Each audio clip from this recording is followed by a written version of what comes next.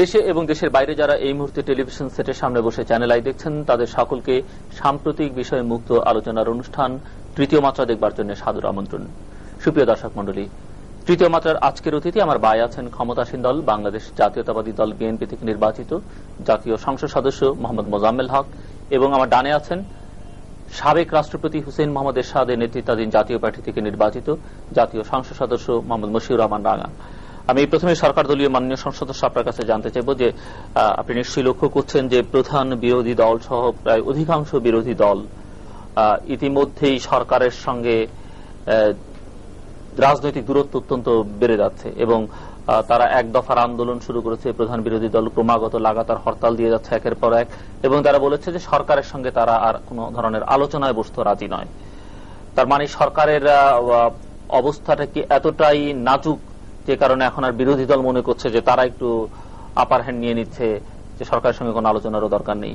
মাত্র মাঝামাঝি সময় আপনারা আপনার যে প্রশ্ন জিজ্ঞেস করেছেন এর উত্তরে আমি এটুকু বলতে পারি, 2001 সালের 1 অক্টোবরে যে নির্বাচন হয়ে গেল, পৃথিবীর দৃষ্টিতে এই নির্বাচন ছিল সুষ্ঠু এবং নিরপেক্ষ এবং এই গভর্নমেন্ট ক্ষমতা নেওয়ার পরে এখন পর্যন্ত আমার জানা মতে অর্ধেক সময় অতিক্রান্ত হয়নি। এই গভর্নমেন্ট ইলেক্টেড হয়েছে 5 বছরের জন্য।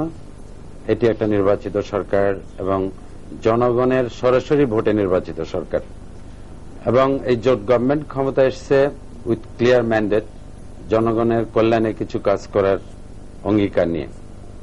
এখন এই গভর্নমেন্টের মেয়াদ পূরণ হওয়ার আগেই বিরোধী দল দাবি করে বসেছে যে এই সরকারকে পদত্যাগ করতে হবে। এই প্রসঙ্গে আমি রাষ্ট্রবিজ্ঞানের ডেফিনেশনে যেতে চাই যে আমি প্রধান বিরোধী দলে যেসব নেতৃবর্গ এই গভর্নমেন্টের পদত্যাগ চাচ্ছেন, আমি বিনীতভাবে তাদের জানাতে চাই যে পার্লামেন্টারি ফর্ম অব গভর্নমেন্টে সরকারের পতন চাইলে সেটা আসতে হবে থ্রু পার্লামেন্ট। কিভাবে? তারা বিরোধী দল তারা পার্লামেন্টে আসবেন, অনাস্থা প্রস্তাব আনবেন। যদি অনাস্থা প্রস্তাব অ্যাপ্রুভ হয়ে যায় সেক্ষেত্রে গভর্নমেন্ট পদত্যাগ করতে বাধ্য।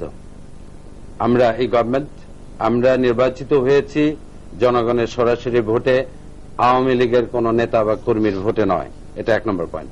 সেকেন্ড পয়েন্ট হল তারা যেসব দাবি দাবা করেছেন এর প্রেক্ষিতে আমার যেটা মনে হয়েছে, বাংলাদেশ আওয়ামী লীগ প্রথম থেকেই একটা টার্গেট করেছিল যে কিভাবে এই গভর্নমেন্টকে নাস্তানাবুদ করা যায়, দেশে অশান্তি অরাজকতা আনা যায়।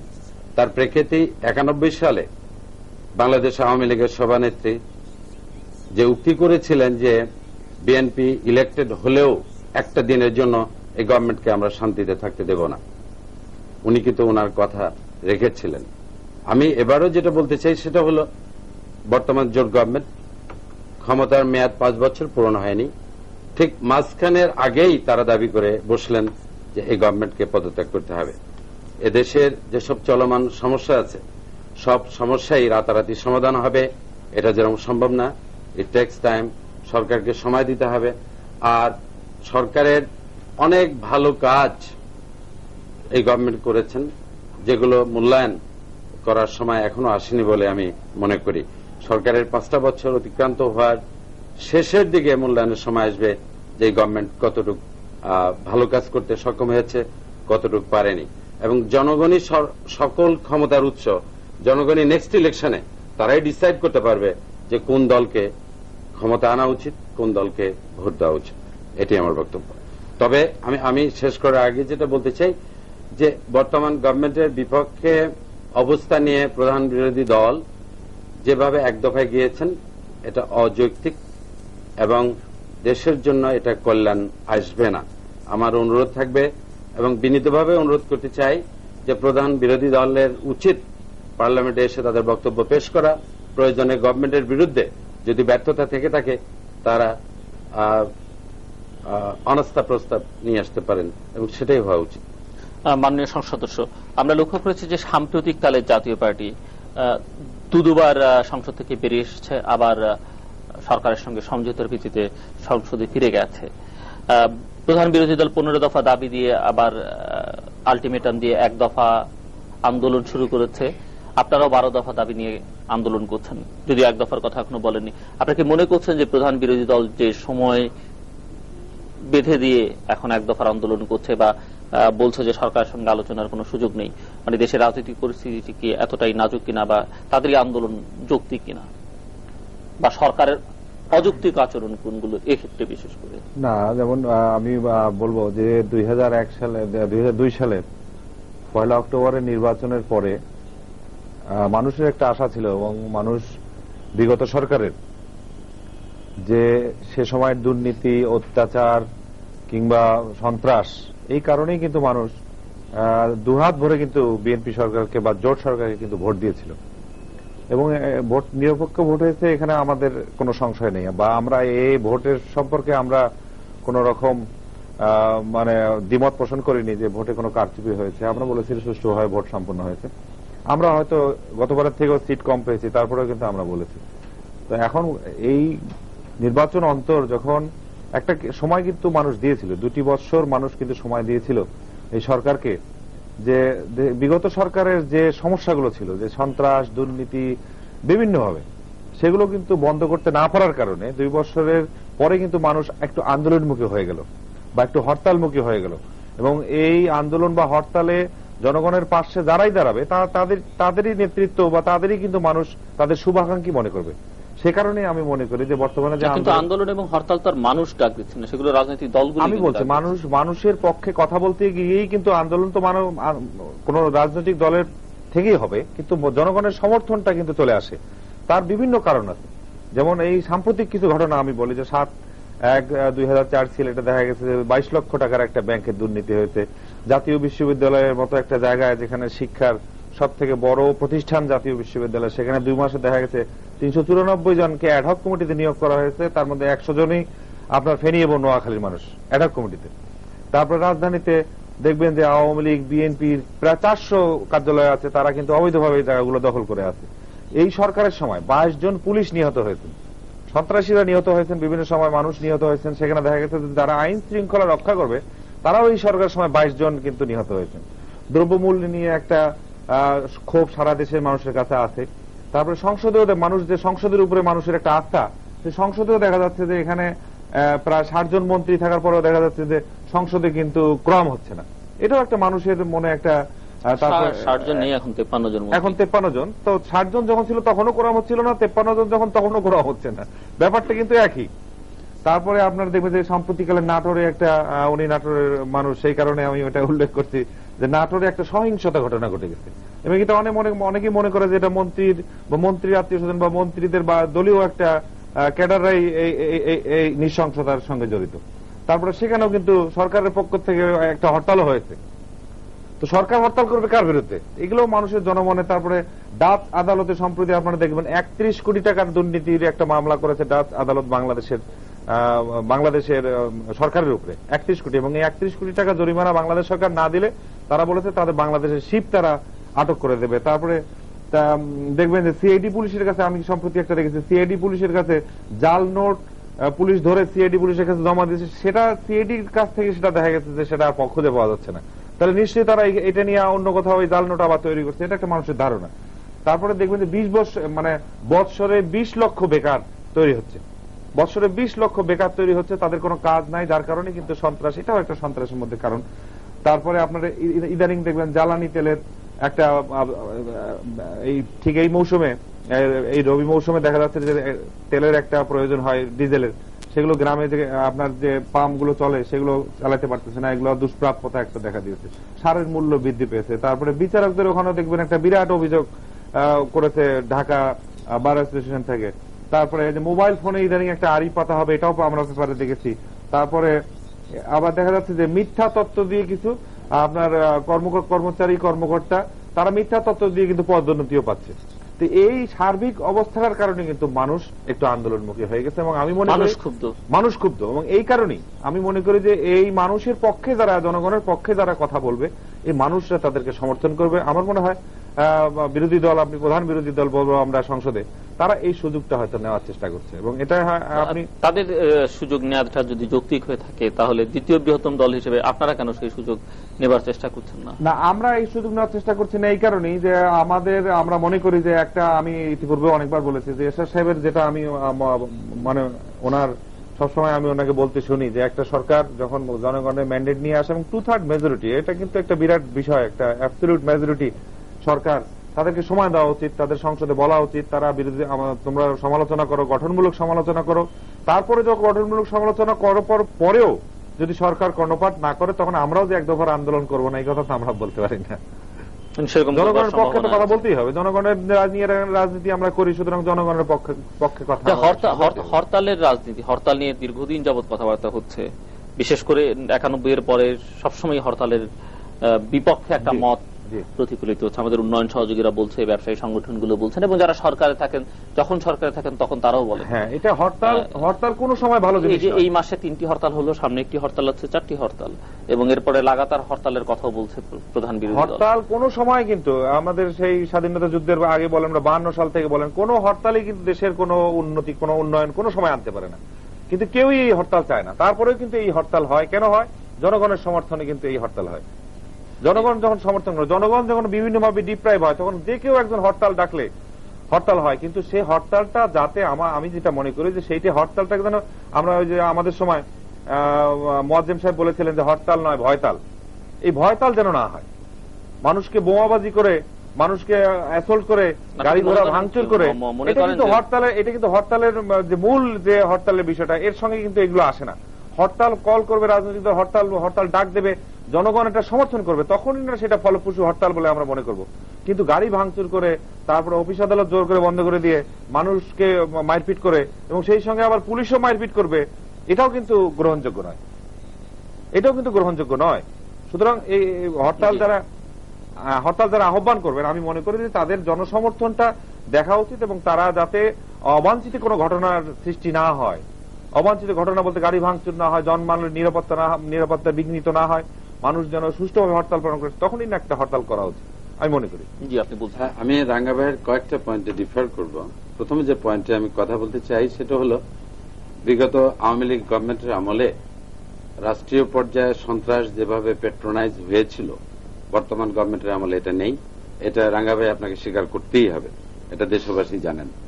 এখন আওয়ামী লীগ গভর্নমেন্টের আমলে যেভাবে বিভিন্ন মন্ত্রী, এমপি সাহেবদের ছেলে এবং মেয়েরা সরাসরি সম্পৃক্ত হয়েছিলেন সন্ত্রাসে, এখন এই গভর্নমেন্টের আমলে, জোট গভর্নমেন্টের আমলে এটা নেই বললেই চলে।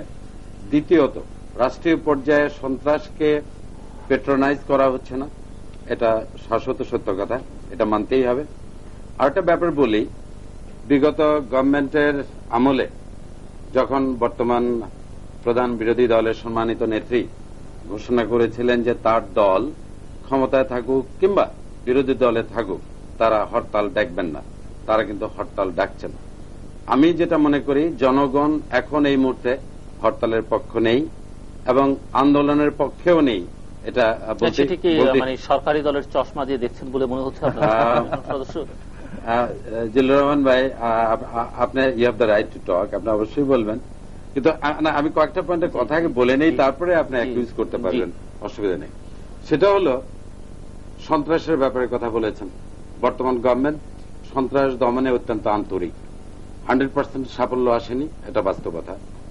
যেটুকু আসেনি তার জন্য বর্তমান গভর্নমেন্ট অত্যন্ত তৎপর, এবং কিছুদিন আগে আমাদের পার্লামেন্টারি পার্টির মিটিংয়ে আমাদের মাননীয় সংসদ সদস্য যারা উপস্থিত ছিলেন তারাও সরকারকে পরামর্শ দিয়েছেন।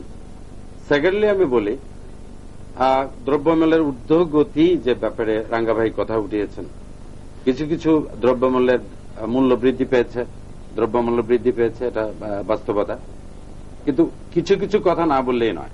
যেরকম ইন্টারন্যাশনাল মার্কেটে আপনারা রড এবং সোয়াবিন এ তেলের দাম বেড়ে গেছে, এটা কিন্তু মানতেই হবে। তার প্রেক্ষিতে বাংলাদেশে এর একটা নেগেটিভ ইফেক্ট পড়তেই পারে, যেটা আমরা দেখতে পাচ্ছি, এবং এটা পড়া সত্ত্বেও আমি মনে করি কিছু কিছু দ্রব্যের মূল্য স্কেল ডাউন করার জন্য গভর্নমেন্টকে স্টেপ নেওয়া উচিত, এবং গভর্নমেন্ট সেই দিকে এগুচ্ছে বলে বিশ্বাস করি। আরেকটা কথা রাঙ্গা ভাই উল্লেখ করেছেন নাটোরের যে ব্যাপার, আমি যেহেতু নাটোর 4 আসনের এমপি, এ ব্যাপারে আমার বক্তব্যটা শোনা উচিত। সেটা হলো গামা যুব দলের নেতা ছিল, এটা সত্যি কথা। গামাকে যে বা যারাই সন্ত্রাসী কায়দায় হত্যা করলো, এটা নির্মম হত্যাযোগ্য, এটা স্বীকার করতে হবে। এটা অমানবিক হত্যাকাণ্ড এবং এর সঙ্গে যে বা যারা জড়িত আছে আমরা তাদের উপযুক্ত বিচার চেয়েছি এবং তার লক্ষ্যেই আমরা প্রতিবাদ সভা আমরা করেছি। কিন্তু যে বা যারা আইন হাতে উঠিয়ে নিয়ে নিজেরা যে আমি বলি তাণ্ডব চালিয়েছে, এর সঙ্গে আমরা এই ঘটনার তীব্র প্রতিবাদ করেছি এবং এরও উপযুক্ত বিচার দাবি করি। আমি যদিও ক্ষমতাসীন দলে আছি, এর অর্থ এই না আমার দলের কিংবা আমার দলের কোন নেতা বা কর্মী আইন হাতে উঠে নেবেন, এটাকে আমরা সমর্থন করি না। হরতালের প্রসঙ্গে যেটি বলেছিলেন যে সরকারি দলও নাটোরে হরতাল করেছে, আসলে কি তাই? আমার জানা মতে, আমি যতটুকু জানি ততটুকু আমি বলতে পারি, এটা Natore chamber of commerce and industry, তারা এটা যুবদল এবং লাঠিবাসী বলে একটা রাঙ্গা ভাই আমার কথাটা বলতে দেন।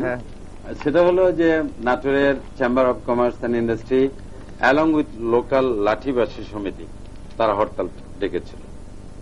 এর পিছনে যেটা পত্রিকা দেখেছি, যুবদল সমর্থন জানিয়েছিল। আমার জানা মতে সেই দিন কোন মিছিল হয়নি বলে আমি জানি, আমি এটুকু বলতে চাই। আচ্ছা, আরেকটা প্রসঙ্গ আমরা লক্ষ্য করছি যে সরকারের প্রধান বিরোধী দলকে, যদিও প্রধান বিরোধী দল বলেছে যে সরকারের সঙ্গে আলোচনার কোনো সুযোগ নেই, সরকারের দিক থেকে সেই অর্থে কার্যকর সরকার এটি চায় না বলেই মনে হচ্ছে যে প্রধান বিরোধী দল আসুক সংসদে কিংবা তাদের সঙ্গে একটা সমঝোতা হোক। পত্রপত্রিকায় কোনো কোনো পত্রপত্রিকায় খবর বেরোচ্ছে যে সরকার খুব হার্ড লাইনে যাচ্ছে এবং সরকার চাচ্ছে না সংসদে কিংবা রাজপথে কোথাও বিরোধী দল তার অবস্থান নিয়ে থাকুক।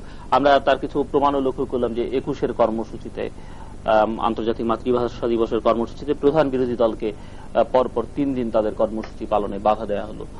পত্রপত্রিকায় সেরকমই খবর বেরিয়েছে এবং প্রধান বিরোধী দলের তো অভিযোগ শোনাই যাচ্ছে সবসময় এই বিষয়ে। আপনার বক্তব্য কি? এক্ষেত্রে আমি যেটা মনে করি, বর্তমান গভর্নমেন্ট আন্তরিকভাবে বিশ্বাস করে এবং বর্তমান গভর্নমেন্ট চান যে বিরোধী দল সংসদে ফিরে এসে সক্রিয় ভূমিকা পালন করুক, এটাই আমাদের প্রত্যাশা।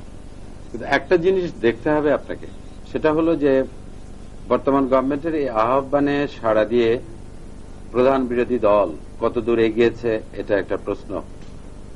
আমরা যেটা মনে করি যে কিছু কিছু ক্ষেত্রে, যেটা আপনি বলেছেন, বর্তমান গভর্নমেন্ট হার্ড লাইনে যাচ্ছে। এই ক্ষেত্রে আমার বক্তব্য হলো যে এই গভর্নমেন্ট নির্বাচিত হয়েছে জনগণের জান মাল নিরাপত্তা বিধান কল্পে।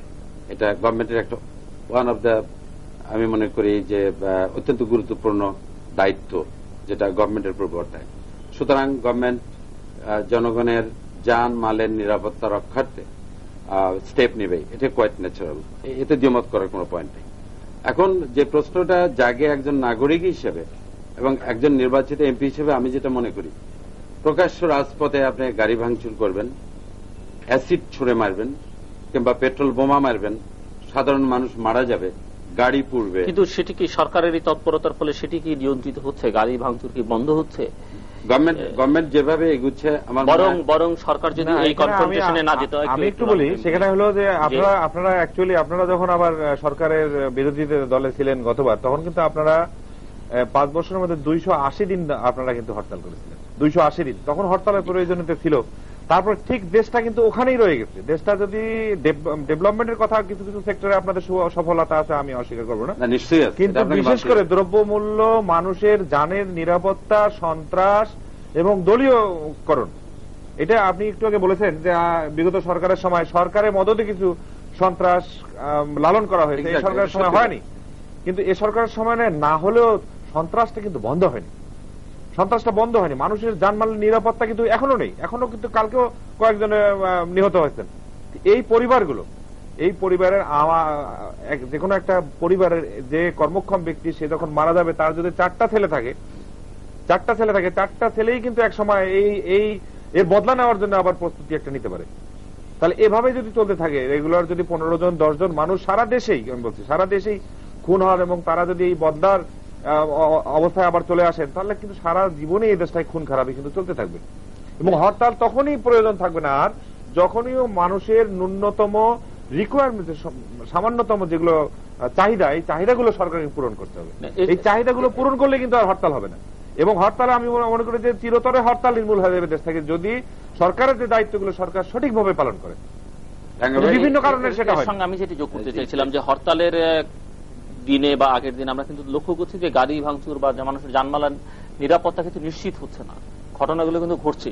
বরং এই কনফ্রন্টেশন না গিয়ে সরকার যদি একটু নিশ্চিত থাকতো, আমরা ধরেই নিলাম যে বিরোধী দল ভাঙচুর করতো, লুটতরাজ করতো, যাই করতো না কেন, তখন কিন্তু তাদের ইমেজটা খারাপ হতো। কিন্তু আজকে হচ্ছে কি, আজকে দেখা যাচ্ছে পুলিশ বিরোধী দলের নেতা কর্মীদের মারধর করছে, গ্রেফতার করছে, নির্যাতন করছে।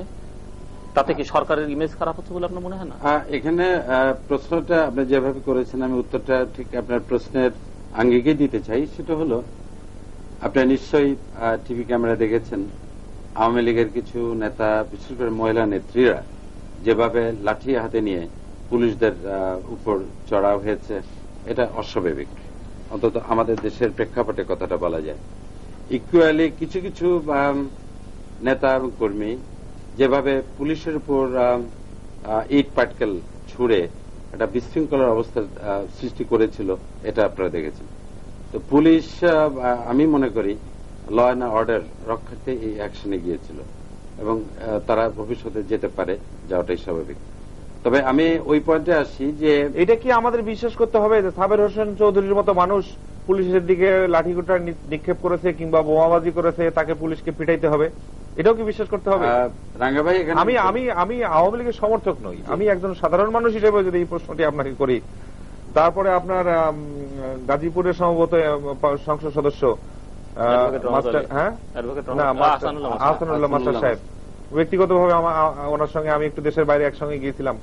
তো আমিও দেখেছি যে এই ধরনের এরা সংসদ সদস্য, ওনারা পুলিশের দিকে ইটপাটকেল নিক্ষেপ করবে এবং পুলিশ এইভাবে মারপিট করতে হবে, এটা বিশ্বাসযোগ্য নয়। এখানে খোলামেলা আমি যে কথাটি বলতে চাই সেটা হলো, এবং বিএনপির সময় আপনি দেখছেন, আওয়ামী লীগের সময় গত সময় একজন এই মহিলাকে নিয়ে বিভিন্নভাবে পত্রিকায় তার শাড়ি টানছে পুলিশ, হরতালকে একটা কেন্দ্র করে, মনি বেগম। এটাও কিন্তু আমরা তখন বিরোধিতা করেছি, এটাও কিন্তু উচিত না। আমি একজন এমপি হিসেবে যেটা মনে করি যে বর্তমান সংসদের কোন নির্বাচিত এমপি এভাবে রাজপথে নিগৃহীত হোক, এটা আমি তথা দেশবাসীর প্রত্যাশা না। এখন পুলিশ ফোর্সের মধ্যে এমন কিছু এলিমেন্ট থেকে থাকতে পারে যারা জিনিসটা ওভারলুক করতে পারে, দায়িত্ব সরকারকে নিতে হবে, দায়িত্বটা সরকারের কাছে চলে আসে। তো আসে, এটা অস্বীকার করার উপায় নেই। তবে আমি পুলিশ কেন, একজন গ্রামের যে আপনার যারা যে চৌকিদার বলে, তারাও যদি কোনো অফেন্স করে, তাদের এই দায়িত্বটাও কিন্তু সরকারকে নিতে হবে। সরকার ঘাড়ে চলে আসে অটোমেটিক্যালি, এটা স্বরাষ্ট্রমন্ত্রীর ঘাড়ে আসবে, গভর্নমেন্টের ঘাড়ে আসবে, এটা স্বীকার করে নিচ্ছে। কিন্তু আরেকটা দিক আপনাদের মানতে হবে যে এই হরতাল কিংবা মিছিলকে কেন্দ্র করে বিরোধী দলের নেতা এবং কর্মীরা যে এক্সট্রিম পয়েন্টে বাড়াবাড়ি করেছেন বা করেন বা করে থাকেন, করে যাচ্ছেন, এটা কিন্তু বাস্তবতা। এটারও নিরসন হওয়া উচিত। আমি এই পয়েন্টে আসি এবং আমি জিল্লুর ভাই অত্যন্ত ভালো স্টেপ নিয়েছেন, আমি তাকে ধন্যবাদ দিয়েই একটা কথা বলতে চাই যে সামনের দিনগুলোতে আমাদের আহ্বান থাকবে, প্রত্যাশা থাকবে, প্রধান বিরোধী দল যত কথাই তাদের থাকবে বর্তমান গভর্নমেন্টের বিরুদ্ধে, তাদের উচিত তারা সংসদে এসে তাদের কথাগুলো তারা বলুক এবং বর্তমান গভর্নমেন্টের তার আঙ্গিকে স্টেপ নিতে পারবে। কিন্তু 21-এর কর্মসূচিতে বাধা দেওয়াটা, এটা কতটা যৌক্তিক হলো? আমি ব্যক্তিগতভাবে মনে করি যে পুলিশ কেন তাদের বাধা দিয়েছিল এই বিষয়টি আগে জানা দরকার। তবে বাধা দেওয়া, আপনারা তো কোনো কিছু জাতিকে জানাচ্ছেন না সেই অর্থে। কারা? আপনারা, সরকার, বর্তমান গভর্নমেন্ট। হ্যাঁ, কেন তাদেরকে বাধা দিলেন? কোথায় সমস্যা? এরশাদ সাহেবকে কেন বিদেশে যেতে দিলেন না? জানাচ্ছেন না কিন্তু। আচ্ছা, এই ব্যাপারে আমাদের এগুলো কি সরকারের দুর্বলতার লক্ষ্য? এটা তো আমরা বহুবার ওনাদের জিজ্ঞাসা করেছি যে এরশাদ সাহেব এখন বলছেন যে ভবিষ্যতে আর যেতে বাধা দেওয়া হবে, আবার কেনই বা বলা হলো যে তাকে আর বাইরে যেতে বাধা দেওয়া হবে না তাকে? কেন এগুলো? কেন এগুলো তো গণতন্ত্র না। আমি বললি ট্রান্সপারেন্সির কথা আপনারা ক্ষমতায় আসবার আগে থেকে স্বচ্ছতার কথা বলেন, ট্রান্সপারেন্সির কথা বলেন, আর এইসব যদি হয় তাহলে তো তখন তো গণতন্ত্র বিপদের মধ্যে। এখন জিল্লুর ভাই এবং রাঙ্গা ভাই এক হয়ে একযোগে যদি আক্রমণ চালান। আচ্ছা, আমি প্রথমটায় আসি। জনগণের হয়ে কথা বলছেন, দলের হয়ে কথা বলছেন। আমি বলি যে প্রধান বিরোধী দলের 21শে ফেব্রুয়ারি পালন উপলক্ষে যে কাহিনীর সূত্রপাত হয়েছে, এর অ্যাকচুয়াল ব্যাকগ্রাউন্ড কি এটা জানা দরকার। হয়তোবা আমি যেটা মনে করি যে তাদের বাধা না দিলে এটাকে কেন্দ্র করে হয়তো অবস্থা বা পরিস্থিতির আরো অবনতি হতে পারত, আরো উত্তপ্ত হতে পারত, কোন অঘটনের জন্ম নিতে পারত। এই কারণে হয়তো তাদের জন্য এই প্রোটেকশনের ব্যবস্থা। যেমন ধরুন, আমি মাননীয় সংসদ সদস্য, ময়মনসিংহে বোমা আতঙ্কের কারণে 21-এর কোনো কর্মসূচি পালন করতে দেওয়া হয়নি, শহীদ মিনারে একটি ফুলও সেখানে দেওয়া হয়নি। মানুষ কিন্তু এটি নিয়ে কোনো প্রশ্ন করেনি, প্রশ্ন তুলেনি। সেনাবাহিনী পুলিশ ঘিরে রেখেছিল, পরে বোমা উদ্ধার করা হলো। কিন্তু এই যে আওয়ামী লীগের কর্মসূচি, 3 দিনের কর্মসূচিতে আপনারা বাধা দিলেন, আপনারা যদি বলতেন যে এখানে এই কর্মসূচি তাদেরকে পালন করতে দিলে এই ঘটনা ঘটবার শঙ্কা ছিল, তাহলে মানুষ বিশ্বাস করত। এখন কেন বিশ্বাস করবে যখন আপনারা কোনো কিছুই বলছেন না? সঠিক তথ্য যদি জনগণের সামনে আপনারা তুলে ধরেন, সরকারের পক্ষ থেকে আপনাদের যদি কোনো স্পোকসম্যান সেটি তুলে ধরেন, তাহলে জনগণের মধ্যে এই দ্বিধা, সংশয়, এই জিনিসগুলো থাকে না। আমি আপনার সঙ্গে একমত, এবং আমি মনে করি যে গভর্নমেন্টের উচিত যে পার্টিকুলার অর্গানাস, মিনিস্ট্রি, তাদের পক্ষ থেকে ক্লিয়ার একটা ক্লারিফিকেশন দেশবাসীকে জানানো উচিত। আপনি মাননীয় সংসদ দুর্নীতির কথা তুলছিলেন, অনেকগুলো দুর্নীতির উদাহরণ তুলে ধরেছেন। বিগত সরকারের আমলে আমরা লক্ষ্য করেছি যে দুর্নীতি নিয়ে প্রচুর কথাবার্তা হয়েছে, নির্বাচনে তার প্রভাব পড়েছে। এই সরকারের আমলে পরিস্থিতি তেমন কোনো উন্নতি হয়নি। আবার আপনারা যখন ক্ষমতায় ছিলেন, আপনার দল যখন ক্ষমতায় ছিল, তখনও সেটি কিন্তু দুর্নীতিবাজ সরকার হিসেবে চিহ্নিত ছিল। তো আপনারা যখন এখন এত ভালো ভালো কথা বলছেন, তখন মানুষ কেন আপনাদের উপর আস্থা রাখবে বা বিশ্বাস করবে? না, এটা একটা প্রশ্ন। ঠিক আছে, আপনারা বলছেন, প্রধান বিরোধী দলও বলছেন, ওনারাও বলেছেন, বলে ভোট নিয়ে 2/3 শাসন নিয়ে এসেছেন, পরিস্থিতির কিন্তু কোনো উন্নতি করছেন না। এখন সরকার থেকে যাওয়ার পরে বিভিন্ন সময় প্রত্যেকটি সরকারে, মানে ঠিক 90 সালের আগে থেকে এরশাদ সরকারের 9 বছরও মানুষ দুর্নীতির কথা বলেছে, বিরোধী দল দুর্নীতির কথা বলেছে, এবং 91 পরে বিএনপি সরকার যখন এসছে তখনও মানুষের দুর্নীতিবাজ সরকার বলেছে, এবং তখনও তার পরবর্তীতে আওয়ামী লীগ সরকার 96-তে আওয়ামী লীগ সরকার আসার পরেও তখন তৎকালীন মানে বিরোধী দলের নেত্রী এবং বিগত দিনের প্রধানমন্ত্রীর বিরুদ্ধেও কিন্তু দুর্নীতির মামলা তখনও কিন্তু হয়েছিল, এবং ওনারা এখন ক্ষমতায় আসার পরে ওনাদের দুর্নীতির মামলাগুলো ওনারা তুলে নিচ্ছেন, এবং ওনারা বলছেন যে ওনারা কোনো দুর্নীতি করেননি। এখন আমরা তো আর ক্ষমতা যেতে পারিনি 90 সালের পরের থেকে, সে কারণেই আমাদের মামলা অনেক, এরশাদ সাহেবের অনেক মামলাই আছে। 9 বছরে একজন মানুষ দেশ পরিচালনা করেছেন, ভালো মন্দ দেশের মানুষই বিচার করবে। তারপরেও দুর্নীতির কিছু কথা আছে, এবং ওনাকে সাজাও দিয়েছেন, আমরা সেটাও বলি, ওনাকে সাজাও দিয়েছেন, এবং সেটা বিগত সরকারের সময়ে সাজা দিয়েছেন। তো আমরা মনে করি যে এগুলো একটা রাজনৈতিকভাবে ওনাকে হেয় প্রতিপন্ন করার জন্যই কিন্তু এগুলো করা হচ্ছে। এগুলো অ্যাকচুয়ালি, এগুলো যে দুর্নীতির কথা বলা হয়, এগুলো অত্যন্ত ছোট, কাউকে চাকরি দিয়েছেন, কাউকে একটা প্লট দিয়েছেন, এগুলো মামলা, যে 18টি মামলা আছে এই ধরনের মামলা। তারপর জনতা টাওয়ারের মামলা যেটা তাকে করা হয়েছে, এটা অ্যাকচুয়ালি রওশন এরশাদের আরো কারা, এটা তারা একটা আত্মীয় স্বজন একটা লিজ নিয়ে একটা করেছিলেন, সেখানে একটা মামলা দিয়ে একটা এইভাবে তাকে নির্বাচন যাতে করতে দেওয়া না হয়, কারণ এরশাদ সাহেব দাঁড়াইলেই তো 5টা সিটে জয়ী হন, এবং মানুষের, সারা দেশের মানুষ এই গত 2 সরকারের যে কর্মকাণ্ডগুলো, এই কর্মকাণ্ডগুলো দেখে কিন্তু যাতে ধাবিত যাতে না হয়, যেসব আসন থেকে নির্বাচন করতেন সেসব আসন তো আপনারা, না সেসব আসন আমরা পাচ্ছি, কিন্তু উনি দাঁড়ালে উনি 5টা পরপর 2বার ওনাকে দুর্নীতিবাজ বলা হয়েছে, তারপরে পরপর 2বার, মানে 2 টার্মে উনি কিন্তু 5-5টি করে আসনই পেয়েছেন। এবার ইলেকশন করতে দেওয়া হয়নি, যার কারণে নির্বাচন করতে পারেননি, যার কারণে হয়তো। তো এটা আমি মনে করি যে এটা রাজনৈতিকভাবে হেয় প্রতিপন্ন করা, আমাদের দেশের একটা রাজনৈতিক ব্যক্তিত্বকে হেয় প্রতিপন্ন করা একটা কালচারে পরিণত হয়েছে, একজনের দুর্নাম করে আর একজন ক্ষমতায় যাওয়ার কারণে, এই চিন্তার কারণে কিন্তু এই কথাগুলো বলা হয় বিভিন্ন সময়। দুর্নীতির প্রসঙ্গে যখন উঠলি, তখন দুর্নীতি দমন কমিশন, আপনাদের নির্বাচনী অঙ্গীকারও ছিল, মানুষেরও আকাঙ্ক্ষা ছিল, প্রত্যাশা ছিল যে এটি হবে। সরকার একটি দুর্নীতি দমন কমিশন করেছে, কিন্তু প্রধান বিরোধী দল সহ অনেকেই বলছেন যে এটি আসলে শেষ পর্যন্ত স্বাধীন দুর্নীতি দমন কমিশন, যেটি আপনারা পূর্বেন বলেছিলেন এবং যেটি সবাই চাইছে, সেটি হয়নি। বর্তমান গভর্নমেন্টের আমলে না, বর্তমান গভর্নমেন্ট, জোট গভর্নমেন্টের কথা আমি বলছি। আমরা যখন কোনো ভালো কাজ করি বা হাত দেই, প্রধান বিরোধী দল তাদের একটাই বক্তব্য চলে আসে যে ধারণাটা ভালো নয়, অর্থাৎ ভালো কাজকে ভালো কাজ হিসেবে স্বীকৃতি দেওয়ার মানসিকতা তাদের মধ্যে নেই, এটা বলতেই হবে। বাংলাদেশের ইতিহাসে আমি মনে করি একটা অনন্য সাধারণ উদাহরণ যে বর্তমান জোট গভর্নমেন্ট নিজ ক্ষমতা বলে বা নিজস্ব সদিচ্ছার কারণে স্বাধীন দুর্নীতি দমন কমিশন এটা জাতিকে উপহার দিতে পেরেছেন। এর প্রথম যেটা ভালো দিক আমি উল্লেখ করতে চাই সেটা হলো যে এই দুর্নীতি দমন কমিশনের যেটা আইন অনুপাতে এটা প্রণীত হয়েছে আমি বলি, সেখানে আপনারা দেখবেন যে গভর্নমেন্টের প্রায় পূর্ব অনুমতি ছাড়াই এই দুর্নীতি দমন কমিশন যে কোনো গভর্নমেন্ট অফিসারের বিরুদ্ধে মামলা দায়ের করতে পারবে। এটা কিন্তু এর আগে ছিল না এবং এটা অত্যন্ত ভালো দিক বলে আমি মনে করি। সেকেন্ড পয়েন্টে আসি, বিচারকদেরও বাছাই কমিটিতে রাখা হয়েছে, এটা খেয়াল করেছেন। থার্ড হল পার্লামেন্ট দ্বারা অ্যাপ্রুভড বাজেটেই একটা প্রভিশন থাকবে যে কি পরিমাণ অর্থ এই কমিশন তার কর্মকাণ্ড চালানোর জন্য ব্যবহার করতে পারবে। সুতরাং এখানে গভর্নমেন্টের তরফ থেকে স্ট্রিক্ট কোন কন্ট্রোলিং ট্রেন্ড বা টেন্ডেন্সি আছে বলে আমি মনে করি না।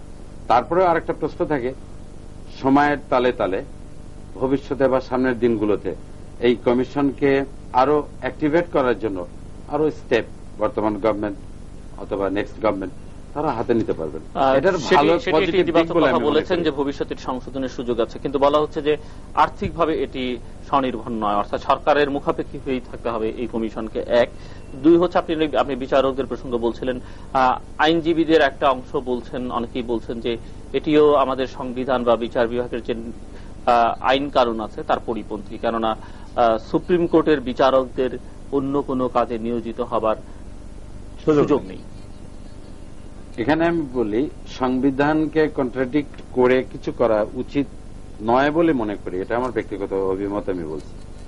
কিন্তু অতীতে দেখা গেছে যে এই বাংলাদেশের অভ্যুদয়ের পরে ঘটনাই বলি, হাইকোর্টের বিভিন্ন বিচারপতি, সম্মানিত বিচারপতি বৃন্দ বিভিন্ন কর্মকাণ্ডে, রাষ্ট্রীয় কর্মকাণ্ডে সম্পৃক্ত হয়েছে। অনেক ক্ষেত্রে অভিযোগ আসেনি, তারা ভালো কাজ করেছেন, জাতিকে সেবা উপহার দিয়েছেন, এটা বাস্তবতা। এখন এই স্বাধীন দুর্নীতি দমন কমিশনে যেসব বিচারক থাকবেন তারা তাদের কর্মকাণ্ড দিয়েই সামনের দিনগুলোতে প্রমাণিত করবেন যে জাতির জন্য তারা কতটুকু সেবা দিতে সক্ষম হলেন। এটা ওয়ান ওয়ে অফ এক্সপেরিমেন্টাল পদ্ধতি এটা বলা যেতে পারে। তবে সব বিচারপতি আমি মনে করি এখানে ইনভলভ হলে তাদের সক্রিয়তা হারাবেন, এ ধারণাটা বোধ হয় এটা একটা আইনি সমস্যা। প্রধান বিচারপতি উনি আপিল বিভাগের একজন, হাইকোর্টের বিভাগের একজন বিচারক, তারপরে মহা হিসাব নিরীক্ষক, এই ধরনের আর কি পিএসসি চেয়ারম্যান এবং সর্বশেষ অবসরপ্রাপ্ত। এবং এটাও বলা হচ্ছে যে পিএসসি চেয়ারম্যান তো আসলে দলীয় নিয়োগই হয় শেষ পর্যন্ত, সব সময় দলীয় সমর্থক যদি সেই হিসাব মহা হিসাব নিরীক্ষক তিনিও মোটামুটি ভাবে আমরা বলতে পারি যে দলীয় মনোনয়নই দেওয়া হয় তাদের। না, তবে রাঙ্গা ভাই একটা কথা বলে এই আইনটি প্রণয়নের আগে মন্ত্রী পরিষদের মানে সর্বশেষ সচিব, অবশ্য ক্যাবিনেট সচিব, তিনিও এখানে থাকতে পারবেন। না, আমি বলি আপিল বিভাগের বিচার বাছাই কমিটির চেয়ারম্যান উনি আবার দায়িত্ব পালন করবেন। তো এখানে কথা হচ্ছে যে এখানে ফাইন্যান্স করবে গভর্নমেন্ট। এই ফাইন্যান্স যদি গভর্নমেন্ট না করেন তাহলে ওনারা কি করবেন? না, গভর্নমেন্ট ফাইন্যান্স করবে না। তারপরে এই যে গভর্নমেন্ট অর্গান, গভর্নমেন্টের একটা অংশ যেটা স্বাধীনভাবে কাজ করবে, এর যেটা ফাইন্যান্সিং আপনার বাজেট, এই বাজেটটা কোনো না কোনো ভাবে গভর্নমেন্টের কাছ থেকে আসতে হবে।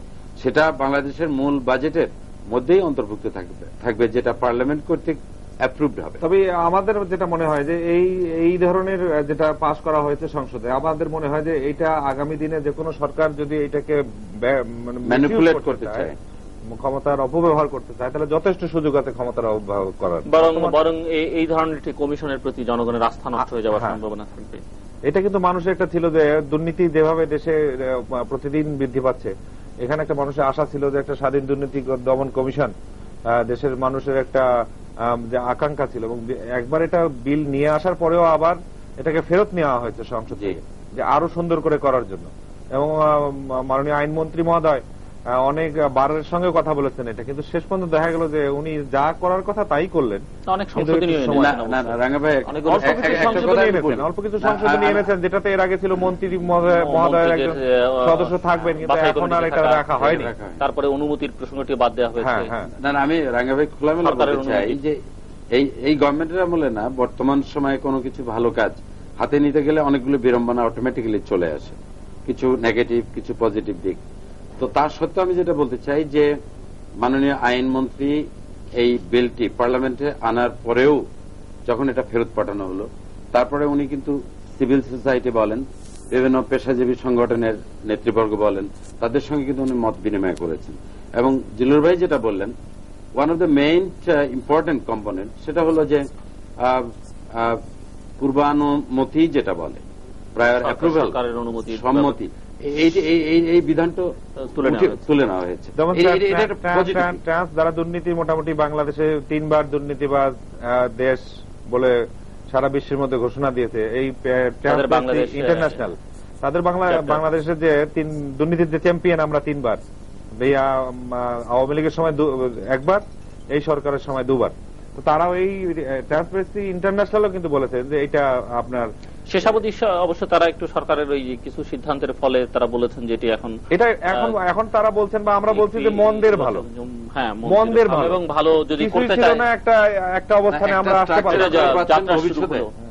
ভবিষ্যতে জাতির প্রয়োজনীয় সংশোধনী এর সঙ্গে যোগ করা যেতে পারে। দুর্নীতি নিয়ে আমরা সবসময় কথা বলছি, দুর্নীতিতে শীর্ষে পরপর 3 বার এগুলো কথা বলা হচ্ছে, কিন্তু দুর্নীতির আলোচনা আসলেই একটা প্রসঙ্গ আসে। রাজনীতিবিদরা আমরা সবসময় লক্ষ্য করছি, এই আলোচনা টেবিলে লক্ষ্য করছি যে রাজনীতিবিদরা আমলাদের উপরে একটি দোষ চাপিয়ে দেবার চেষ্টা করেন এবং আমলাতন্ত্রকে নানাভাবে অভিযুক্ত করা হয়। অপরদিকে আমরা লক্ষ্য করি যে আমলাতন্ত্রের সমর্থক যারা বা যারা অতীতে আমলা ছিলেন বা এখন আছেন, তারা কিন্তু রাজনীতিবিদদের অদক্ষতা, অযোগ্যতা এবং সর্বোপরি দুর্নীতিবাজ হিসেবে তাদেরকে চিহ্নিত করবার চেষ্টা করেন। একজন রাজনীতিবিদ হিসেবে আপনি কি বলবেন? আপনি অত্যন্ত গুরুত্বপূর্ণ একটা প্রশ্ন উত্থাপন করেছেন। আমরা যারা পলিটিশিয়ান, আমাদের দুর্ভাগ্য এটা এই দেশের, এটা সরকারি দলেরই বলেন আর বিরোধী দলেরই মাননীয় এমপি বলেন বা যারা পলিটিশিয়ান, তাদের জন্য দুর্ভাগ্য বলতেই হবে যে আমরা বিভিন্ন কারণে জনগণের কল্যাণে কাজ করতে যেয়ে এক পর্যায়ে আমরা অভিযুক্ত হয়ে পড়ি, আমাদের জেলে যেতে হয়, আমরা শাস্তি পাই। কিন্তু আমলারা যারা পিছনের থেকে কলকাঠি নাড়েন, যারা রাষ্ট্র চালান, তারা কিন্তু অভিযুক্ত হন না, তাদের বিরুদ্ধে কোনো মামলা দায়ের হয় না। এক্ষেত্রে আমি স্পষ্ট আকারে যে কথাটা বলতে চাই, বাংলাদেশের উন্নয়নের জন্য আমি একজন রাজনীতিবিদ হিসেবে মনে করি প্রধান বাধা এই রেড টেপিজম, লাল ফিতার দৌরাত্ম্য, আমলাতন্ত্র। একজন নির্বাচিত এমপি হয়েও আমি আমার এলাকায় অনেক কাজে বাধাগ্রস্ত হই। এটা বিভিন্ন আমলাদের নেতিবাচক মনোভাবের কারণে। সব আমলাই খারাপ এটা আমি বলবো না, বলতে চাই না, বলা উচিত নয়। তবে অধিকাংশ আমলাতান্ত্রিক জটিলতার কারণে এদেশের উন্নয়ন তথা অগ্রগতিকে বাধাগ্রস্ত করছে, এটা একটা বাস্তবতা। আর আরেকটা কথা যেটা আপনি বললেন, পলিটিশিয়ান যারা আছেন তারা অদক্ষ, অযোগ্য, এটা ঠিক না। এখানে আমি বলতে পারি সব পলিটিশিয়ানই যোগ্য, দক্ষ, এটা যেরকম দাবি করা ঠিক নয়। ইকুয়ালি সব পলিটিশিয়ান অযোগ্য, অদক্ষ, এটা বলা ঠিক না। আমাদের মধ্যে ভালো মন্দ ব্যক্তিত্ব আছেন। এমন কিছু পলিটিশিয়ান আছেন যাদের অতীত রেকর্ড, ট্র্যাক অফ রেকর্ড অত্যন্ত ভালো, দেখবেন এডুকেশনাল ব্যাকগ্রাউন্ড ভালো, মানুষ ভালো, সততা, দক্ষতা, নিষ্ঠা, প্রজ্ঞা, মেধা কোন দিক দিয়েই তারা আমলাদের চেয়ে কম নন, এটা আপনাকে মানতে হবে। তবে আমি যেটা মনে করি, বিরোধী দল কিংবা সরকারি দল উভয় দলেরই যে ফারাক ডিস্টেন্স, এই ডিস্টেন্সটাকে ক্রিয়েট করার জন্য আমলাতন্ত্রের মধ্যে ঘাপটি মেরে থাকা কিছু সক্রিয় আমলা চেষ্টা চালিয়ে যাচ্ছেন। কারণ বিরোধী দল তথা সরকারি দলের মধ্যে সব সময় একটা দূরত্ব থেকে থাকলে এটাকে ইউজ করে এই সকল আমলা তাদের, আমি বলি, ব্যক্তিগত আখেরাত গোছানোর প্রচেষ্টায় লিপ্ত হতে পারবেন, এটাই হয়তোবা তাদের প্রত্যাশা, এটি তারা করে থাকেন। মাঝখান থেকে জনগণ জনগণের ভোগান্তি বেড়ে যায়, আমরা যারা পলিটিশিয়ান আমরা নিগৃহীত হই, এবং এই আমলাতন্ত্র বা আমলাতন্ত্রের সঙ্গে যারা সম্পৃক্ত আছেন তারা তাদের প্রয়োজন মতন ঠিকই প্রশাসনকে ব্যবহার করে যেতে পারেন। কিন্তু আমলাতন্ত্রকে পরিশুদ্ধ করবার দায়িত্ব তো রাজনীতিবিদদেরই, বিশেষ করে যারা ক্ষমতায় সরকারি। না, এখানে একটা কথা বলি, সব দায় দায়িত্ব সরকারের উপর বর্তায় না। সরকার যখন এই হার্ড লাইনে যাবে তখন কিন্তু বিরোধী দলের তরফ থেকে তাৎক্ষণিকভাবে প্রতিক্রিয়া আসবে যে দলীয়করণ করা হচ্ছে। এক্ষেত্রে আমি খোলামেলা যেটা বলতে চাই, এ দেশকে আমলাতন্ত্রের খপ্পর থেকে বাঁচাতে হলে সরকারি দল, বিরোধী দল, উভয় দলকেই এগিয়ে আসা উচিত। সেক্ষেত্রে যারা পলিটিশিয়ান তারা তাদের মর্যাদা এবং মর্যাদার স্বীকৃতি প্রতিষ্ঠা করতে সক্ষম হবেন বলে আমি মনে করি। না, এখানে বিষয়টা হলো যে আমরা কতটুকু আমাদের সচেতনতা বা আমাদের কতটুকু বিদ্যা বুদ্ধি, যেমন পার্লামেন্টে আমরা যেটা বিভিন্ন সময় বিভিন্ন সংগঠন থেকে তদন্ত করে বা বিভিন্ন আলোচনার টেবিলে আমরা বসলে দেখি যে তারা বলেন যে পার্লামেন্টে এত সংখ্যক তারা পেশাদারী রাজনীতিবিদ এবং এত সংখ্যক ব্যবসায়ী, এই একটা কথা কিন্তু প্রায় আমরা লক্ষ্য করি। তো এক সময় যখন পার্লামেন্ট আমরা দেখেছি এর আগেই বা স্বাধীনতার উত্তর বা স্বাধীনতা পরেও আমরা দেখেছি যারা রাজনীতি করতেন তারা কিন্তু ব্যক্তিত্ব সম্পন্ন মানুষ ছিলেন এবং ব্যক্তিত্ব এবং তারা তাদের একটা কোয়ালিফিকেশন ছিল। আমরা কিন্তু এখন দেখছি যে ইতিপূর্বে আমরা বিএনপির সময় সম্ভবত জনতার মঞ্চ নামে একটা মঞ্চ হয়েছিল, সরকারি দলের কর্মচারীরা কর্মকর্তারা তারা একটা জনতার মঞ্চ তৈরি করেছে। এটা কি বিএনপির সময় না কোন সময়? বিএনপির সময় হয়েছিল, আওয়ামী লীগের সমর্থনে আন্দোলনের সময়। তখন থেকে কিন্তু আমরা দেখছি যে যারা একটি সরকার যখন সরকার পরিচালনা করেন এবং সেখানে যোগ্য ব্যক্তি মন্ত্রিত্ব অনেক সময় হন না, যোগ্য ব্যক্তি মন্ত্রিত্ব পান না, তখনই দেখা যায় যে আমলারা এই মন্ত্রীদের ঘাড়ে চেপে বসে। এবং আমরা এই সরকারের সময় দেখেছি যে এক একটি মন্ত্রণালয়ে 2 বা 3 মন্ত্রীও ছিলেন এবং 3 মন্ত্রীর মধ্যে এত বেশি খারাপ সম্পর্ক ছিল এবং এটা আমলারা মাঝখানে বসে এগুলো তৈরি করে রাখতো তাদের নিজের ছিল এবং আছে বললেও ভুল হবে না, এখনো আছে। তো তাদের নিজস্ব স্বার্থ সিদ্ধির জন্য কিন্তু তারা এগুলো করত। আমি সচিবালয়ের কথাই বলবো, কেননা সর্বোচ্চ প্রশাসনিক সর্বোচ্চ কর্মকাণ্ডের স্থান হলো আপনার সচিবালয়। এই সচিবালয়ে দেখেছি যে বিগত সরকারের সময় যারা বিগত সরকারের ভালো ভালো অবস্থানে ছিলেন, এই সরকার আসার পরে পরে দেখা গেল যে তাদেরকে বিভিন্ন জায়গায় ট্রান্সফার, ওএসডি বিভিন্নভাবে তাদেরকে কিন্তু সরিয়ে দেওয়া হলো এবং কিছু সংখ্যক কর্মচারী আছেন যারা এই সরকারের সঙ্গে সুর মিলিয়ে চলা শুরু করলেন। এরা কিন্তু যখনই যে সরকার আসবে এই আমলারা করে কি সেই সরকারের সঙ্গে সুর মিলিয়ে তাদের যে ব্যক্তিগত স্বার্থ সেটা কিন্তু তারা তুলে নেওয়ার চেষ্টা করে। তারা জনগণের কাছে কোনোদিনই দায়বদ্ধ নয়, দায়বদ্ধ কিন্তু মন্ত্রী, দায়বদ্ধ কিন্তু এলাকার জন্য দায়বদ্ধ কিন্তু সংসদ সদস্যগণ। কিন্তু দেখা যাচ্ছে যে আমাদের কিছু কিছু সংসদ সদস্য বা বলেন বা মন্ত্রী মহোদয় বলেন যাদেরকে কিন্তু এই আমলারাই পরিচালনা করে, বিভিন্ন সময় কিন্তু এই আমলারাই পরিচালনা করে এবং যার কারণে কিন্তু আমি মনে করি যে প্রশাসনের যে দুর্নীতিটা, এই দুর্নীতিটা দিন দিন কিন্তু বৃদ্ধি পাচ্ছে। এবং এর সঙ্গে আরেকটা জিনিস অ্যাড করতে হবে, তাদের পক্ষে কথা না বললেও তো হবে না, তাদেরও তো বলতে হবে যে একজন আমলা এই ঢাকা শহরে বসবাস করেন, সচিবালয়ে চাকরি করেন, তারা কত বেতন পান? 10,000 টাকা, 15,000 টাকা, 20,000 টাকা বেতন পান। কিন্তু তাদের দেখবেন অনেকেরই ঢাকায়, তাদের তো একটা সরকারের দায়িত্ব আছে তারা যাতে তাদের দ্রব্যমূল্যের ঊর্ধ্বগতি বা বিভিন্ন সমস্যা দেখে সরকারের তাদের একটা বেতন নির্ধারণ করা উচিত, যাতে তারা প্রত্যেকটি মানুষই কিন্তু ভালোভাবে চলতে চায়, অনেস্টলি চলতে চায়, দুর্নাম নিয়ে কেউ এই পৃথিবী থেকে চলে যেতে চায় না। কিন্তু তাদেরকে দেখা হয় যে 5,000 টাকার বেতন আছে কিন্তু তারা ঢাকায় থাকছে, 15,000 টাকা, 20,000 টাকা তাদের বাড়ি ভাড়া দিয়ে থাকতে হচ্ছে, বাচ্চা কাচ্চা পড়াশোনা করাতে হচ্ছে। এই দিকটা কিন্তু সরকার দেখতে হবে। আমি মনে করি যে এই দিকটা যদি সরকার একটু লক্ষ্য করে, বেতন আমাদের এই গরিব দেশে বেতন বাড়িয়ে দিয়ে কিন্তু আমরা কিন্তু তার থেকে বেশি তারা দুর্নীতি করছে। 5,000 টাকার বেতন দিয়ে আপনি কেমন করে আমরা মনে করতে পারি একটা মানুষ এই ঢাকা শহরে সুষ্ঠুভাবে তাদের বাচ্চা কাচ্চা জীবন পরিচালনা করবে? সেদিকটাও কিন্তু আমাদের দেখতে হবে এবং এগুলো দেখার পরে তাদেরকে বলতে হবে যে দুর্নীতিটা বন্ধ করতে হবে এবং তখনই কিন্তু দুর্নীতিটা বন্ধ করা সম্ভব। প্রশাসনিক যে দুর্নীতিটা তখন কিন্তু বন্ধ করা সম্ভব। আদারওয়াইজ আমরা যতই বলি যে চাকরি যাবে বা ওএসডি বানাবো, এটা করবো সেটা করবো, তাদের তো সংসার না চালাইতে বললে তাদের কখন চাকরি যাবে, কিভাবে যাবে তারা জানে। যে চাকরি খাবে সেও একজন আমলা, তাকেও যদি আমরা কিছু পয়সা তখন ধরা দিতে পারি তাহলে আমার চাকরিটা যাবে না, সেখানে একটা দুর্নীতি হবে, সেও একটা দুর্নীতি করবে। সুতরাং এগুলো সবকিছু আসে মন্ত্রী বা এমপিদের ঘাড়ে এবং আমাদের এই জেলে যেতে হয়, এটাও ঠিক আছে বিভিন্ন আমলাতান্ত্রিক জটিলতার কারণে। তবে আমরাও অনেক ক্ষেত্রে কিন্তু আমরাও দোষী, আমাদের দূরদর্শিতার অভাব, আমরা আমাদের কাজ আমরা বুঝতে পারি না। একজন মন্ত্রী তার নিজের প্রশাসন দেখবে, সচিবালয় দেখবে, না তার নিজের এলাকায় মানুষদের দেখবে, না কোনো একটা জেলার দায়িত্বপ্রাপ্ত মন্ত্রী সে এলাকায় দেখবে। দেখা যায় এত বেশি দায়িত্ব তাদের দেওয়া হয় যে কোনোটাই তারা করতে পারে না। তার উপরে আবার বিরোধী দলের একটা সমস্যা তো সব সময় রয়েছে, বিরোধী দলকে কিভাবে সাহায্য করতে হবে এটাও তো একটা আছে। সেগুলো সব দিকে চিন্তা করতে গেলে দেখা যায় যে ওই আমলারাই সার্বক্ষণিক ওই মন্ত্রণালয়ে বসে থাকেন বা আমলারাই ওই জায়গায় থাকেন। তারা মনে করে এটা আমাদের নিজের জায়গা, আমরা এটা যেখানে যা খুশি মন্ত্রীকে তাই মানতে হবে, মন্ত্রীকে তাই করতে হবে। এবং অনেক মন্ত্রী আমি দেখেছি, অনেক মন্ত্রী কিন্তু তাই মানে, এবং যার কারণে এদের অধিপত্য বলেন আর দৌরত্ব বলেন বা আমাদের উপরে একটা লাঠি দেখানো ভাব যে এদের, এটা আমরাই করে দিয়েছি, আমরাই দায়ী, এটা আমলারা দায়ী না, এটা আমরাও দায়ী, আমরা অনেকাংশে দায়ী।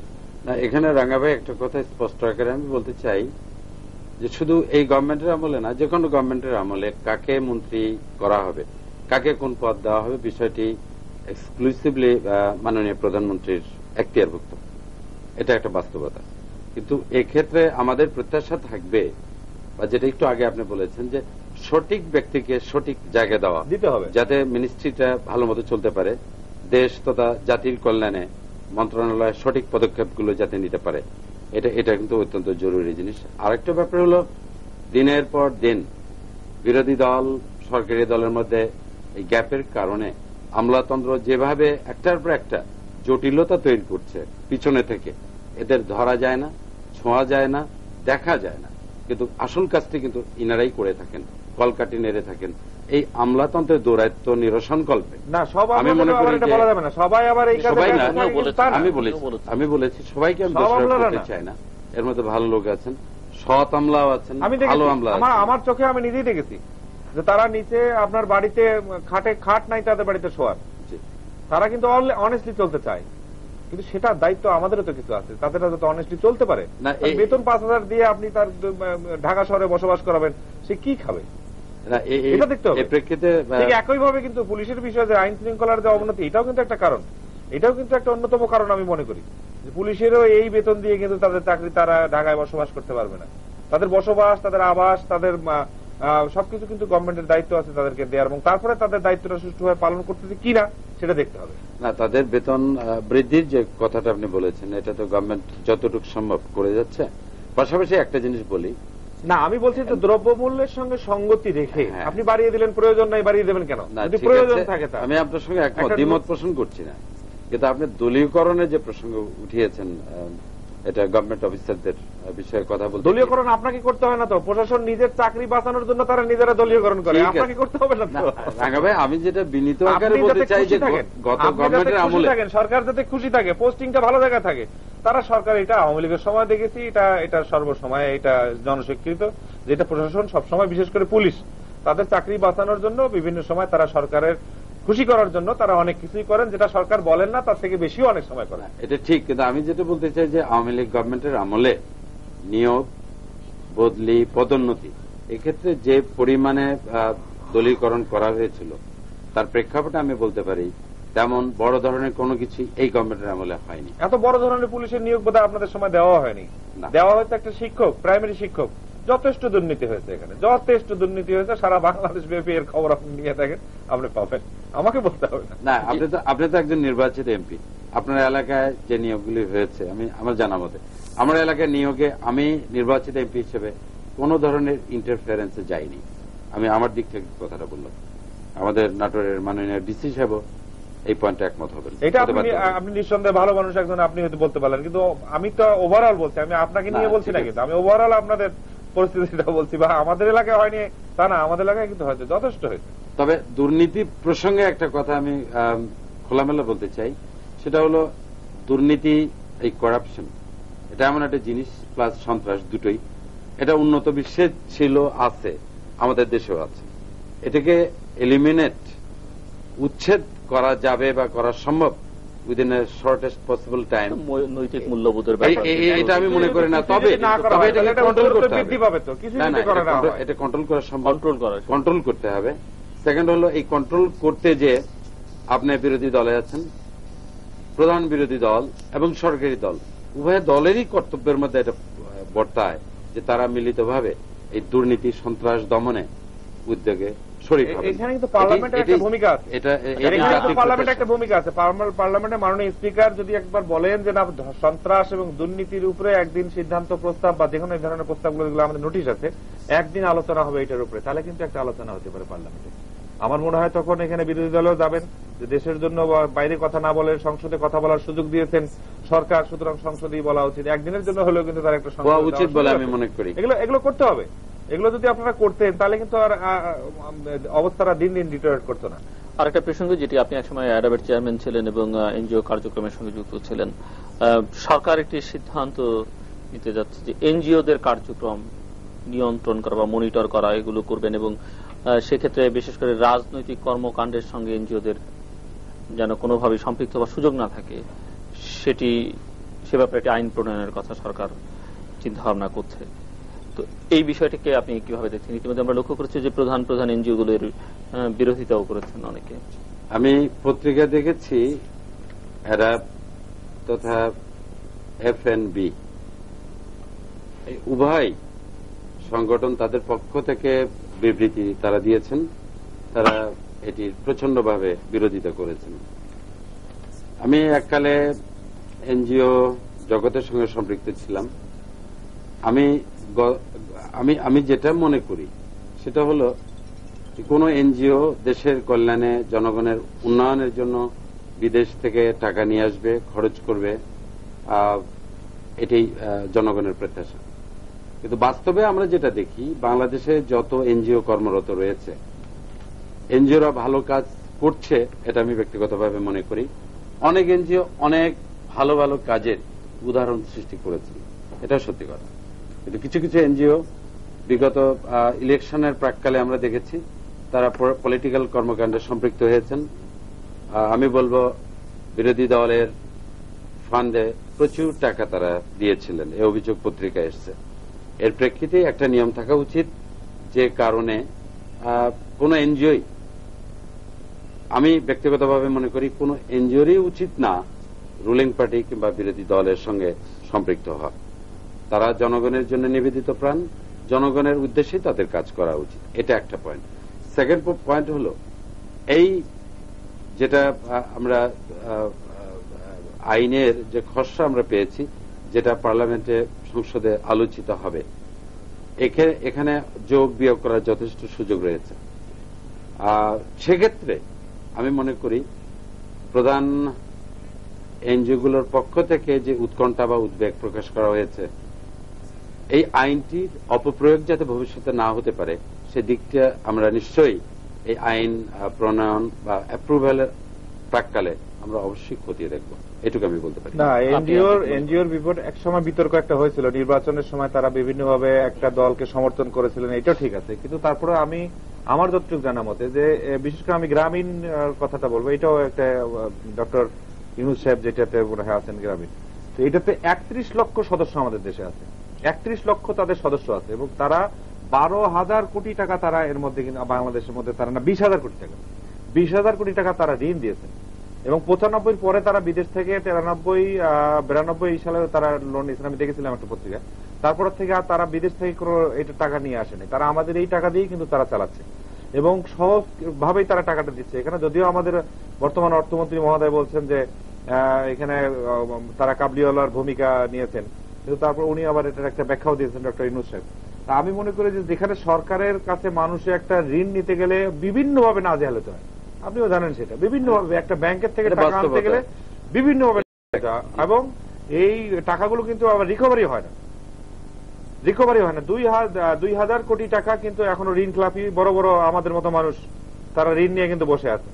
তো সেখানে আমরা মনে করি এই এনজিও গুলো আমাদের জন্য যা করছেন এবং এই ঋণগুলো দিচ্ছেন, এবং তারা এই ঋণগুলো কিন্তু তুলেও নিচ্ছেন, তারা ঋণগুলো তুলতে পারছেন, এবং তাদের একজন সদস্য, এই 31 লক্ষ সদস্যের মধ্যে কেউ মারা গেলে, ঋণ গ্রহীতা মানে তাদের ঋণ নেওয়ার পরে যদি কেউ মারা যায়, ঋণটা তারা মকুব করে দিচ্ছেন এবং তাদের দাফন কাফনও কিন্তু করছেন।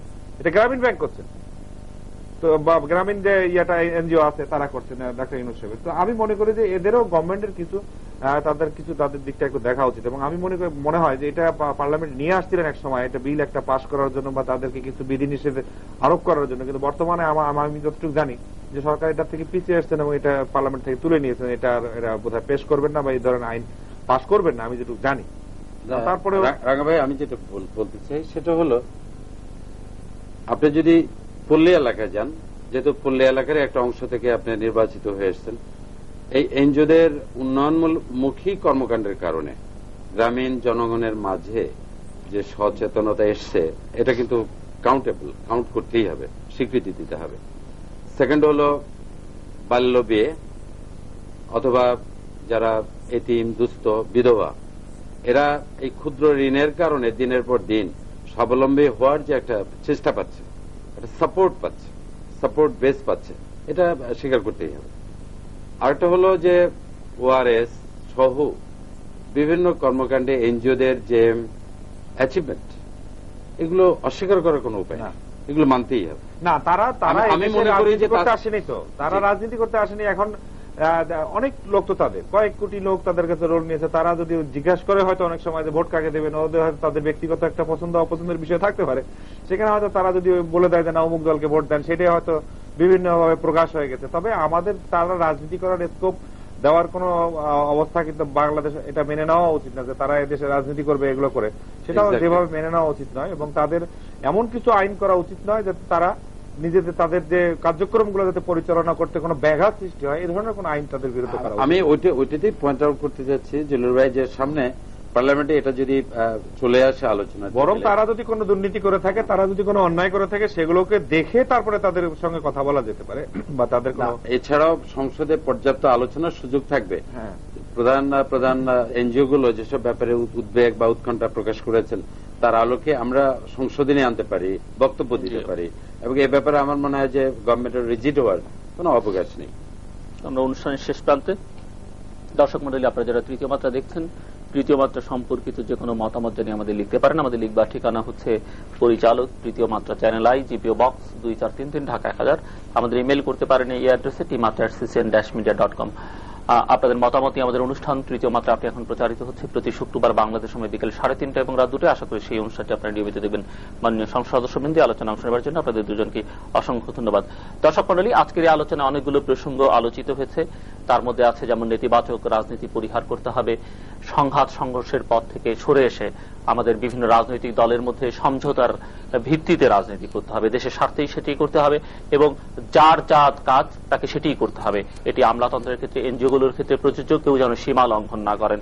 এবং সেই সঙ্গে একটি শুভ উদ্যোগ নিয়েছেন সরকার, স্বাধীন দুর্নীতি দমন কমিশন, কিন্তু এটি নিয়েও নানা ধরনের সংশয় আছে। আমরা চাইব যেন সেটি স্বাধীন এবং নিরপেক্ষভাবে তার দায়িত্ব পালন করতে পারে, এবং এটির যেন কোনো ভাবমূর্তি ক্ষুণ্ণ না হয়। সরকার যদিও বলেছে যে এটিকে আরো উন্নত করার সুযোগ রয়েছে, সেটি তারা ভবিষ্যতে হয়তো করবেন, কিন্তু বর্তমানে যেভাবে যাত্রা শুরু হচ্ছে সেক্ষেত্রে যেন ভাবমূর্তি ক্ষুণ্ণ না হয়, এ বিষয়ে সরকার সচেতন থাকবেন। দর্শক মণ্ডলী, আমাদের সঙ্গে থাকবার জন্য আপনাদের অসংখ্য ধন্যবাদ। আপনাদের সঙ্গে আবার দেখা হবে আগামীকাল। ততক্ষণ আপনারা ভালো থাকুন, সুস্থ থাকুন, সুখে থাকুন এবং সুন্দর থাকুন।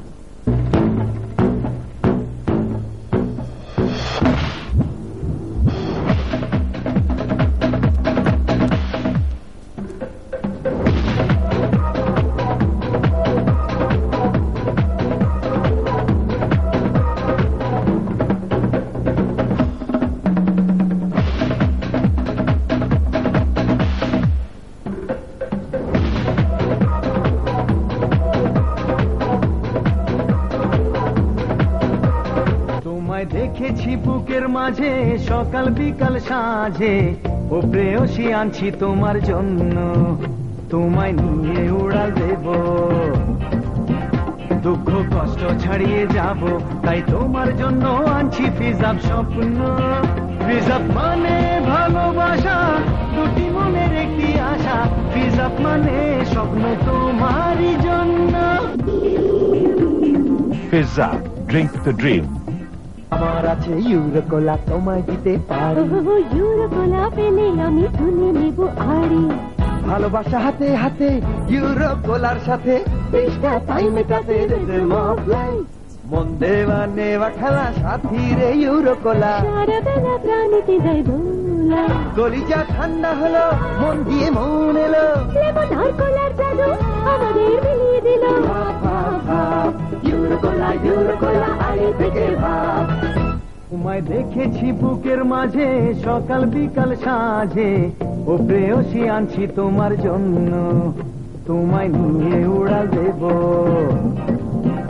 দুঃখ কষ্ট ছাড়িয়ে যাব, তাই তোমার জন্য আনছি ফিজাব স্বপ্ন।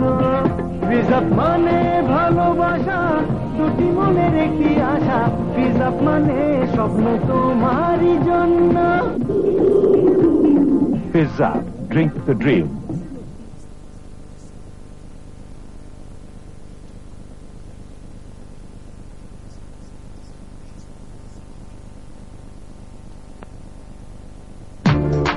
বদলে গেছে দিন, বদলে গেছে মানব জমিন। মানব জমিন রাজনীতির প্রধান মুখপত্র। তোমায় দেখেছি বুকের মাঝে সকাল বিকাল সাঁঝে, ও প্রেয়সী আনছি তোমার জন্য, তোমায় নিয়ে উড়াল দেব, দুঃখ কষ্ট ছাড়িয়ে যাব, তাই তোমার জন্য আনছি ফিজাব স্বপ্ন। ফিজাব মানে ভালোবাসা, দুটি মনের একটি আশা, ফিজাব মানে স্বপ্ন তোমারই জন্য।